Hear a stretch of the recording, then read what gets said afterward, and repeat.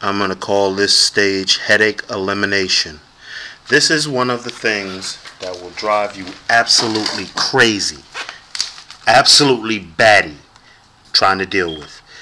When you're replacing this with the filter and the gasket and those 4 hex bolts, oh wait, sometimes it's a pain in the tail to get it on. So what I do, this is all the furthest one on the top, the one closest, the bolt closest to the boiler, furthest away from you as you're facing the front, closest to the boiler. There's 2 on top, 1, 2, and 2 on the bottom underneath. 1, 2.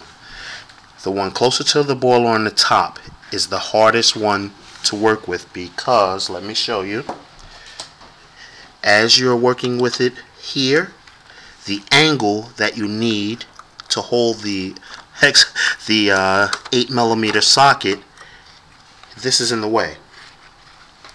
That's the toughest one to deal with.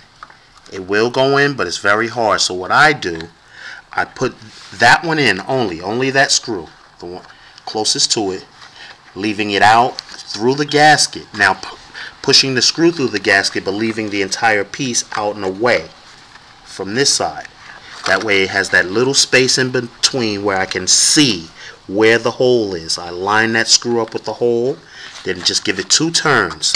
Then add the second top one, and that makes it easy because this one, of course, you have good access to, and it screws right in. Now, what I'm going to do is just give this one about 5 or 6 good turns, and then start on the bottom one. Now let me show you. Taking it apart